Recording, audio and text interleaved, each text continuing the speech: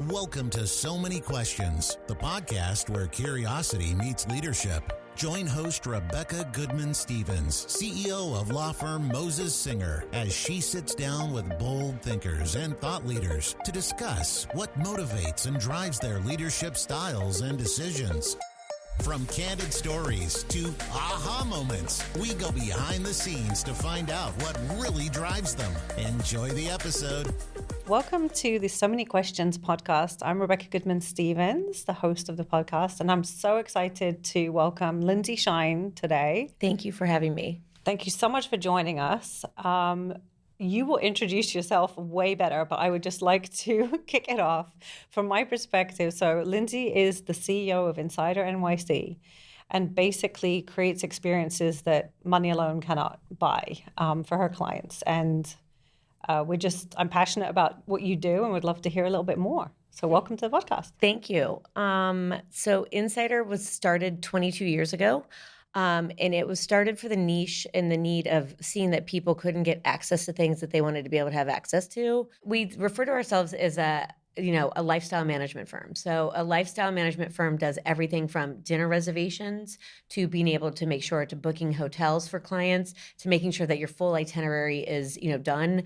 It was from soup to nuts. So if you're going to Rome, let's say, we're going to book your hotel. We're going to make sure that your car transfers are done. We're going to do your airport transfers. We're going to have special greeters in the airport get you through customs that you don't have to, be able to deal with. I'm getting goosebumps right now. We're going to have your dinner reservations. We're going to pack, make sure we can pack and do all those things for you.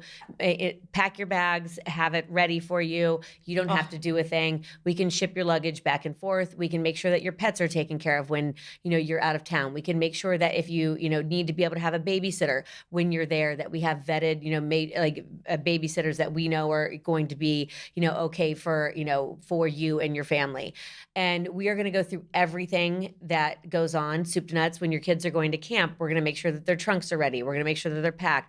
We're going to make sure that you get into the camp. We're going to make sure it's that, it's really being able to take off everything from your to-do list, giving you access to things that you may not have access to. But at the same point in time, figuring out ways to be able to help you be more efficient that we see or have seen that are going to allow you, the commodity of time and to take and to be able to have that back as opposed to having to think about things and have it, the mental load. As you're describing it, I'm physically feeling a weight lifted off my shoulders just hearing you describe that. It sounds amazing. It is amazing. It's, we always laugh. It's absolutely wonderful until you work in it because you do forget that, you do forget how to do it for yourself, but it is, it's very easy for us to be able to do, for our clients is to just make sure that they are, taken care of, underneath everything that, underneath every umbrella that they may be under. Yeah, I can imagine there's a lot of relationship management there. And obviously you focus a lot on your clients, but also I can imagine a lot on the broader ecosystem of all of your relationships there. I mean, what's the magic there of keeping those relationships solid? It's so important. Our vendors are everything to us. Like there's no company without, there's two things that are the most important to our company. Obviously, everyone always thinks clients, and don't get me wrong, clients are important. But the thing that really make up the heart of the company is our vendors that we work with, and then also our team. Like both of those two things, like we can't, without a really strong foundation, we have nothing to be able to build off of. And so our vendors, we sit and think about our vendors all day long. We want to be able to know. One of our vendors, a day ago told me she's 8 months pregnant. And so, then it is, as soon as I hear that, I drop it in, a line that we have in our group chat that we have in WhatsApp. And I say, this person's pregnant. I want to see a gift. This is the store that I think would be right for her. Please put me together a basket that we can send to her to be able to say, like, congratulations. Like, we're so excited for you to have, your second. And then to be able to make sure that after she gives birth, like, here's the date she said she's going to give birth, that then we send something to be able to make sure that there's something good that's, for postpartum, and to be able to make sure the woman can be taken care of. Like, let's have both those two elements. And this person's someone who we've had in our lives for a certain amount of time. And we always want to make sure that they're taken care of the same way that we take care of our clients, because they take care of us. And when they can't take care of us, it's not a strike against them. We're not going to not send the baby gift because of something like that. It's going to be able to be like, this person's in our lives for, the amount of time that we've been running Insider. This person and the world that we work in is very incestuous. So you'll see people come and go and, be part of it. And so it's just really the thing that really matters to us is to be able to make sure that we stick out and that we take care of, who we work with, because they do such a good job of taking care of us. And this industry is so exhausting that we want them to be able to understand that we understand what they're going through too. Yeah, and I'm definitely going to be sure that you have my birthday in your calendar, because that sounds like an amazing experience. How do you tailor these experiences so well? Because it sounds like it really is in the bespoke kind of tailored approach that's also key here. Well, it's funny, like even a friend came over 2 days ago and we were in, having dinner. They came over to see our baby and, we were just all hanging out. And she's like, I have to get a baby gift for, this is the amount of money that I have. Like, what would be a good gift for me to be able to give? And the thing that we have is we have such a wide database and we've seen so much come across our desks and we have so much volume that we do that we really have come to having a great area to be of curated items and gifts. And, our database is filled with it. Our guides that we create are filled with it. It's always on our thoughts. And so we have, there's a certain amount that a group that goes through ideas and just, we have kind of the ideas channel that we go into. Each one of them is very different. If we're giving gifts for a client, it's extremely curated and we go into our, our database and all of our, ideas that we've seen. And it really does take like us thinking like, here are the few keywords. And so when she, came out of it, I was like, it's a New York baby being born. There's this company called Estella. They do an amazing job of curating New York City gifts and then being able to personalize it with your own embroidery. And you get to be able to see an end product that's really special and does something for someone. And I think that that's really what matters, is that someone feels like you took 5 minutes out of your day to do something, for them. And that feels personal and not just, a standard, like, here's money, Right. Don't get me wrong. Everyone loves money, but with a personal touch. The thought behind it that really, really makes sense. Yeah. And just taking care of someone, just people need to be taken care of. And especially people who are servicing people all day long, they sometimes forget they forget that they need to be taken care of. It's kind of like we always say at the office, like the cobbler's, son has no shoes. Everyone kind of forgets in the end of the day that we exist. And sometimes that's one of the reasons, for my team, it's really important to be able to give them special moments and to be able to take care of them, because you do this all day long for people that sometimes people just stop and forget to, do it for you. For themselves. Yeah. Right? No, I love that. Like the whole ecosystem of kind of your team, your talent, the clients, but also your referral sources, you kind of apply that same approach really to them. Yeah.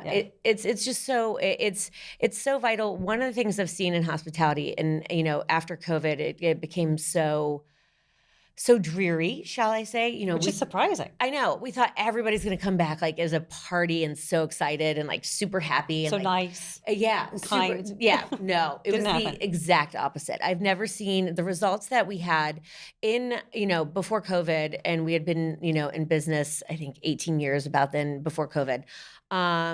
19, I don't even remember how many, or 17, I don't remember how long ago COVID was, because I don't have any time conception. Actually, after COVID, it's like after COVID and before COVID. Pre and post. Yeah, that's the only thing that I know in time. One of the things that I saw was that people came back so much more aggressive and assertive and rude and unappreciative and just demanding and expecting. And I think because we thought we were walking into a whole different situation, we thought we were going to walk into a scenario where people are like, oh my God, it's so good to hear your voice and talk to you again. And I saw how much the hospitality world suffered because of that, because they really when I talked to every reservationist, when I talked to every general manager, there was such a burden on their back, because they were getting that face-to-face interaction all the time with these people too.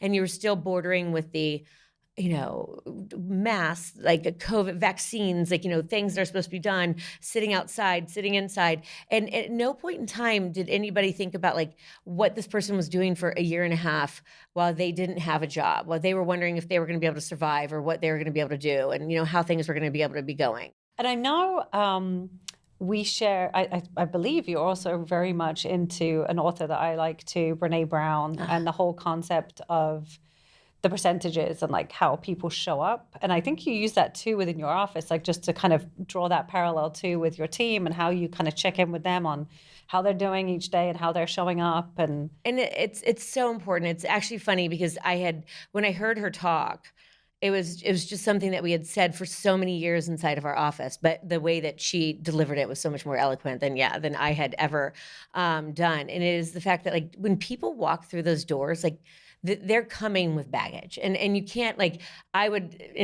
growing up and the difference between generations, you were never told, you were told to leave your shit at the door. And that's just the way it is. Like you never, like I was never to walk into a office and to let like what was going on in my life show. That's changed a lot. Yeah. And that's changed. And not only has it changed, but I think it's really important to be able to not be so ignorant to think that people can do that, because you can't do that. Like we're fooling ourselves. Yeah. Like that's not. And you can see it in someone's work product. So if I can actually like know that like today I'm on, like, this is my game. Like I'm here and I'm actually like, I'm coming full throttle and I have like 90% to be able to give. And I can see that, my person over here, like she seems like I'm a 20. Yeah. Like, yeah, she's a 20 and this is all she can, be able to give me. That's okay. I can pick up what the pieces are. And also I can assign the type of work that I know that you can do that day.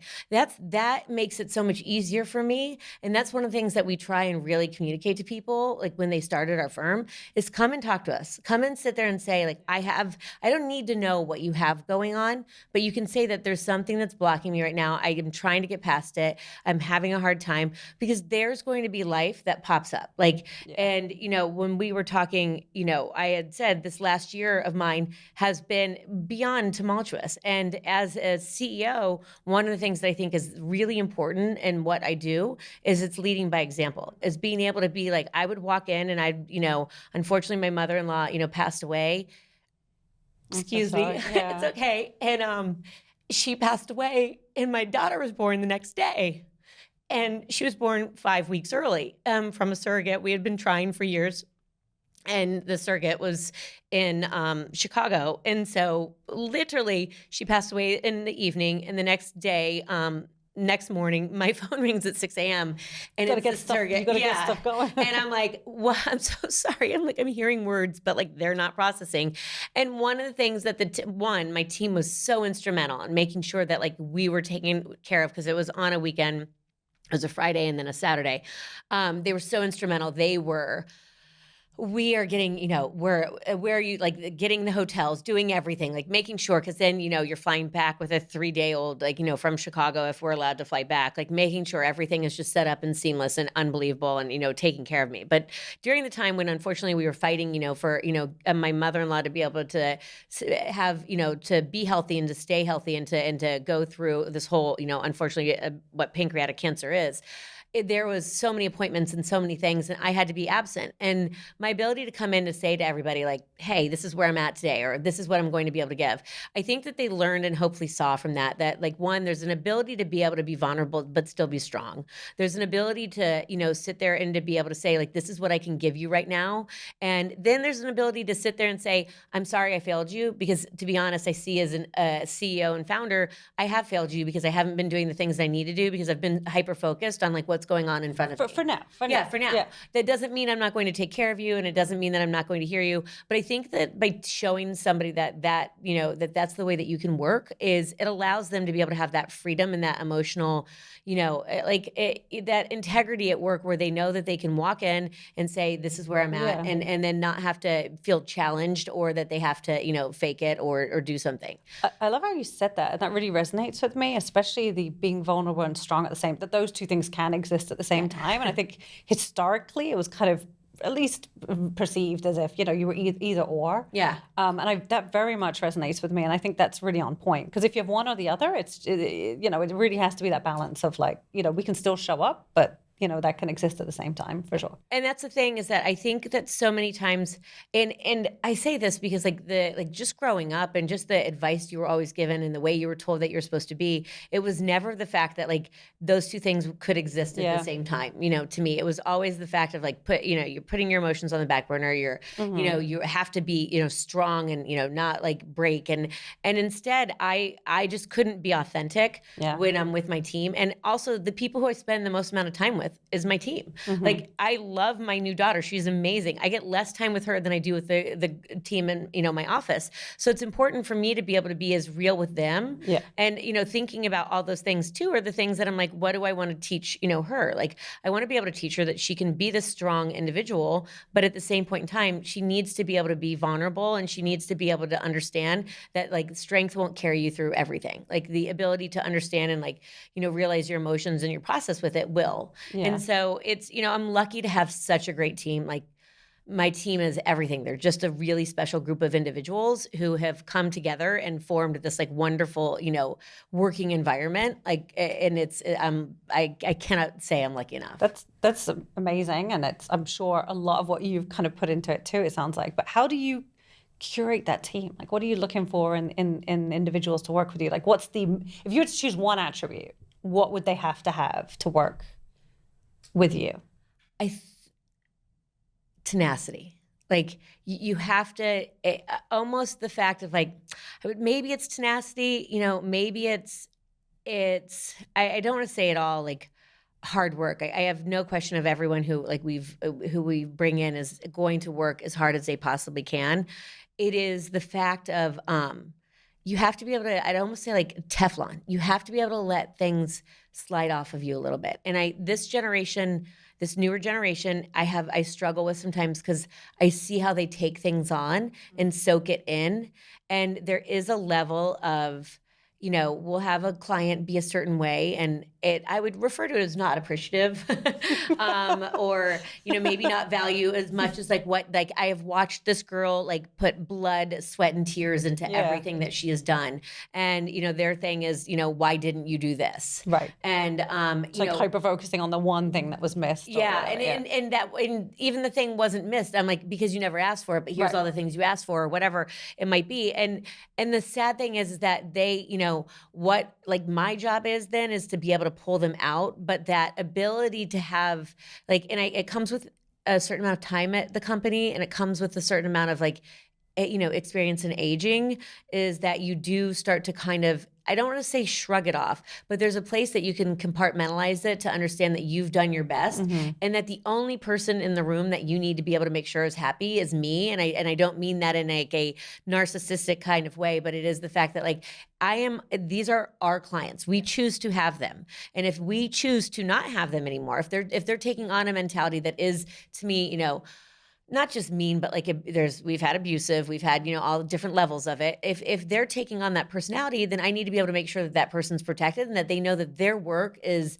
at the level that I think it's wonderful. When they fail, they also have to have that same amount of, like, Teflon for me to be able to say, here's a mistake. This weekend, I was dealing with one of the people who was on call, and she was doing a good job, but she wasn't really understanding some things. So I wrote an email, and I'm like, here's the things that I need you to understand. And I sent it out to our team, and I'm like, I want to bring this to everybody's attention, because I don't know if you're thinking the way she's thinking. If you are, we're going to review this on Monday, but I want to let you know. And I sent her a side thing, and I'm like, do not take this personally. Yeah. I'm going to say something, and I want you to be able to understand this is not a personal attack. This is a fact of, do we have a fundamental issue inside the firm that I need to be able to make sure that we, like, adjust and shift a little bit? Or is this, a few people's mentalities? Like, what are we looking at? But I'm like, I wanted to be able to make sure we addressed it. And, it's 10 years ago, I wouldn't have ever said to anybody, don't take this personally. Now it is very much like, I'm like, I don't want this to seek in, because I can see that they take things and they marinate on them much, much differently than what happened, 10 years ago. It's like constructive feedback. But it sounds like you have a great communication skill in terms of making that happen. But I can imagine your role has evolved over time a lot to be able to take a step back, and it sounds like more of a coaching role nearly day to day, more than kind of being super hands-on? Or are you still super hands-on? Because I feel like you like the super hands-on. There's like, certain clients that I have the super hands-on, because they pay a different retainer, and they love to, they love to be able to make sure that, the Lindsi touch. Yeah, that I'm, looking at what they're doing. And so for them, I'm on. I love leading the team. Like, there's nothing to me that's more exciting than being able to see somebody, go from one position to being able to, move up the ladder, and to really be able to grow in the job that that they're doing. Like that I very much enjoy. We are right now, resetting our foundation of, getting our firm ready to, really take a look at seeing if we're going to, in the next few years, make some transitions of having, some people come in and, whether we end up, selling a part of it or, what we're going to do with it. I know that we're creating the foundation to make sure that that's there. So I'm in a few different places, but there is one thing that I had promised my team after everything had happened was that for 3 months straight, and it's been the last 3 months, I would be at the office every single day. I wouldn't miss a day, and that I would be there for them. And so I had dedicated just 3 months straight to be able to make sure that there wasn't a missed day, Right. that I was there sitting with them, and that I could hear what they needed to be able to make sure that before I, started to solidify this foundation, that their needs were, being met, and that I could hear what they were saying. Because I think that without any, without certain things in place, it doesn't matter, what you end up doing with, your firm. If your team isn't happy, like that to me, it's That's more the value important of the for them firm. to be. Yeah. Right? I mean, that's ultimately what you're selling. Yeah. I mean, no one's happy, don't get me wrong, doing what we do. Nobody's like, yes, more requests for people who don't even say thanks. That's great. Let's do it. But you're more like the fact that you get to walk in and have these people around each other. We have a girl who's celebrating 4 years in our firm. So when you have a 4-year anniversary, there's a special thing that I do. I personally go and pick out clothing that I personally give to them as a gift. So I will go and put together, they'll tell me a little bit about what they're coveting, and they tell me who their favorite influences are, who they love to be, what style they like. And then I put together, they come into a full wardrobe picked out, and I'm like, Sounds amazing. these are 4 or 5 different outfits, and I want you to be able to, pick them. Are you still hiring? Yeah. Yeah. I want you to be able to pick them out because my goal is the same thing that we give to people is to make them feel good. That makes people feel good. Like I'm like, I know how to be able to do that to someone, and that your CEO takes your time out. Like when you've been with me for a long enough period of time, that I'm going to be able to give this to you. Yeah. That this is something that's going to be special that comes from me. And it's my appreciation of you spending time, at our firm. And each year it obviously becomes a little bit different, and you get, your package is a little bit different, but everybody is, the team, absolutely loves it, but it's neat to see them be so great to each other too, to support each other when someone comes out in an outfit and they're like, you look amazing, it's just it's a really neat, environment to be able to have. So I like to keep it alternative. I like it to be non-traditional with the same point in time of like our work and our values and what we do is extremely traditional. Well, it's the same thing of like those two things can exist at the same time, right? And it's important. You have to be able to have both. People don't understand two opposite things can always exist at the same time. And I think I think that our family really learned that in the last year and a half. You can be like, you can't have like a death and a birth right next to each other without being able to know that you can be overwhelmingly sad but unbelievably happy, and both are existing at the same time, and everything in between. Yeah, and and then extremely frustrated at like 9 different levels. Like you just and that's I think it's also what keeps marriage. You have to be able to have that communication to be able to be like, I'm in all of these places right now. Like I don't know how to untangle this. No, and it sounds like really what I love about your story and kind of how you've built this company is really that you apply that across all different, like the same principles seem to be applied to every aspect of the business, your people and the entire ecosystem. And I really love that. It's really important in business. People forget that people, and don't get me wrong, there's certain jobs where it's extremely transactional and there's no place, like for this, but like you want people to excel, and like what you have to be able to do to have them excel in their position and their place is to be able to make them feel, like that it's a safe, good environment for them and a place where they can be appreciated. And that's then, our relationship with our vendors, like making them feel the exact same way. Yeah. And don't get me wrong, it obviously helps to be able to have clientele who's spending wonderful amounts of money and being, and many of them are absolutely terrific individuals who, are the people who you want to have in your restaurant and your hotel and, different places. But it is the fact that like our vendors, they mean everything. And then also you get some of your, strongest friendships from them. This morning I'm, emailing at 5 a.m. with the the head of Polo Bar, and we were laughing. I'm like, why are you up at 5 a.m.? She was in Paris. And I was like, okay, much better reason. I'm up at 5 a.m. in New York. Not as much fun, but like, it is just the fun of like, she's been in my life for 21 years, and she's been someone who I've known forever. And we can, there's no question of she's gone, through different things in her life, and I've gone through different things in my life. And we've always been there for each other, during those. And those relationships that we will never, come through for each other. Yeah. And it's just it's so important. And it's also nice with women. Like a lot of it is, women in the hospitality industry. Hospitality is not it's a dismissed language in a lot of ways. Like it's actually wonderful to be able to have such great, people to be able to have good communication, to be able to, give and to be able to take care of people. There's an art, like a true thing behind wonderful hospitality, and it gets extremely dismissed because people think that it can just be replaced with AI or anything. And don't get me wrong, some aspects of it can be, and there's, no question that makes things more efficient and awesome. But the thing that can't is that actual personal touch. For sure. Like we have a client who travels 230 days of the year. Oof. And his favorite thing is homemade chocolate chip cookies. So when he comes into a room, I can relate to that. It's important for us. I know, it sounds so amazing. I'm like, amazing. Since we haven't had breakfast, I can tell you it's on my list. We should bring it for our next podcast. The chocolate chip cookies are put in his room, and I'm like, I want them to be warm. Like, and if you can't do it, not then too warm, just warm enough. Like warm enough. Like when he walks into the room, here's the expected time of arrival. Where'd you get them from? Depends on which hotel he's at. Depends on where he's at. So it all just, and that moment, like that hospitality is that moment of like someone's out there caring for me, and that can't be replaced because it doesn't matter.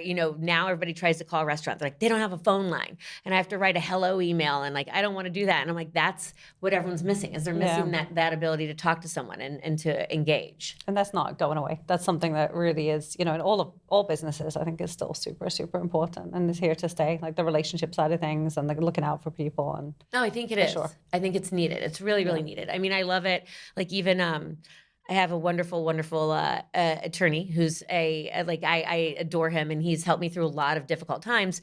And he's just one of the also brightest men that, I know, and very, sometimes like kind of like a stern dad. Like sometimes like I don't want to mess with him, and like he'll be like, think we about all it need this that way. And I need that, like definitely. And he's great for me, and he's extremely complimentary. And unfortunately, his dog passed away a few months ago. And one of the things, like right when he passed away, was we were like, okay, what has somebody given me? Like I've been through this, and it's horrible. And like people who aren't dog people fully understand you don't get it, don't need you to. But if you do get it and you have had that dog and it's that person or that thing in your life, and then that's gone, there's a void. And so what could we do to be able to give him a moment of like, just kind of it's not to bring something back, but to be able to share a memory or have that like warmth. And so we had someone draw like a really special picture of his dog and got it framed for him and sent it to him. And it's that like, that doesn't do anything for my bill. It doesn't do anything for me. It doesn't, there's no thing, but it's just seeing that person who has helped me at times is struggling. You need to be able to make sure that you deliver that, to them. What you don't know is that inspired me to gift someone else that was close to me in my circle who also had a similar situation, the similar gift. So it actually, the goodness of that action actually went further out into the ecosystem. Well, so it makes me happy. So like that. No, that's it. Like that, it really matters. That person was really, really touched by it. So. And that's it. Like everybody, everybody just needs that kind of moment. And it used to be, out there a lot more. And COVID literally, I think, kind of got rid of it because people were so defeated at the end of it that they didn't want to give that type of, hospitality or need. The hardest part is the thing that's so important for us is that we don't want it to just be for our clients. We want to be able to make sure that then there's, another, that our hospitality family is being taken care of and that they're getting, that kind of like special treatment, too. Mm-hmm. And, sometimes people hate us. And it doesn't work. And it's like, just that personality that they're it's like. Not a fit. Yeah, they're like, no, I won't, like I don't like you. And I'm like, okay, well, I'm like, you don't have to like me. I'm like, but I'm still going to be around. I'm like, and then, I'm still here. Yeah, it's kind of always. It's not always a fit for everyone. Yeah, and it's my message to people is I'm like, we don't have to be, I'm not looking for you to be my best friend. I'm like, but I am looking for the fact that we're going to be in the same circles together. So we might as well figure out a way. We don't have to get along, but at least that we can work together. Yeah. Yeah. What would you say is your ideal client now? that you're at this point? Like you're in a mature phase of your business? No, I'm kidding. I like that. I think you're onto something, Lindsi. It's like so. Yeah. It's I don't know, because then it could still go to WhatsApp. I'd probably say the ideal client that we're looking for.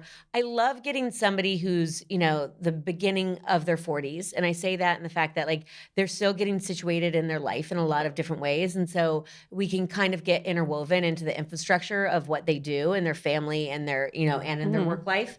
So that is person on the personal side. Like I love somebody who we can start to get involved with them at like not the ground level, but maybe the next 2 levels up. I think it really helps us be able to assist and give the full level of our services. So many people will just come on because we have access to dining. Like it's always going to be the first, place that people are interested in.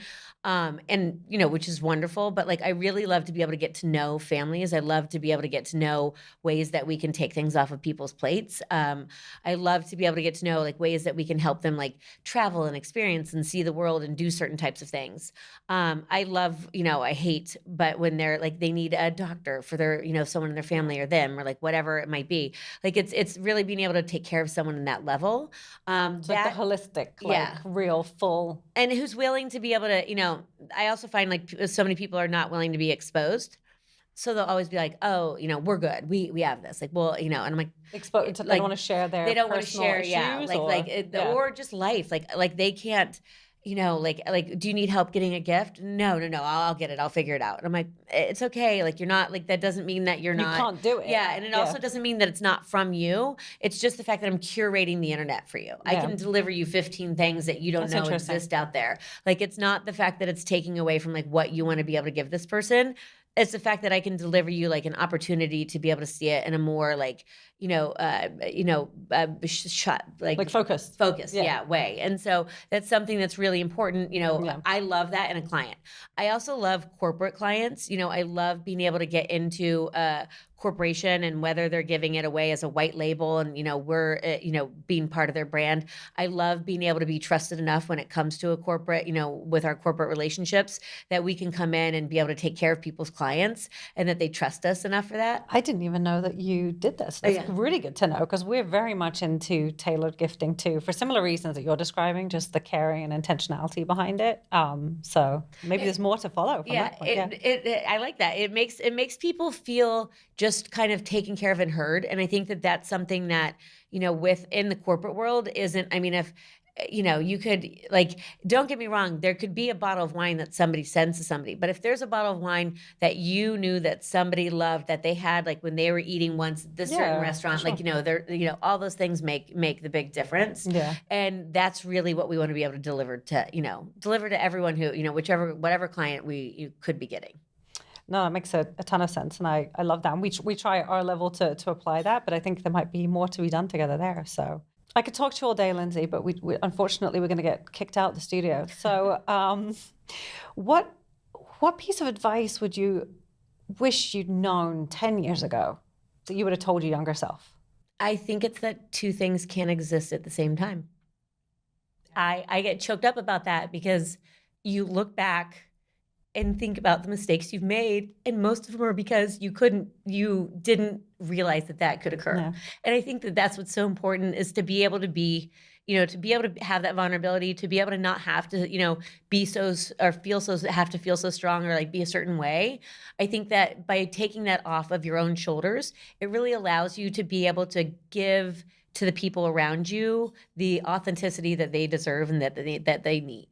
And, I think that, that, and also, I mean, you think you have any idea and you have none. Like you just, 10 years ago, there wasn't like COVID hadn't happened. There was like, there's so many things that didn't occur.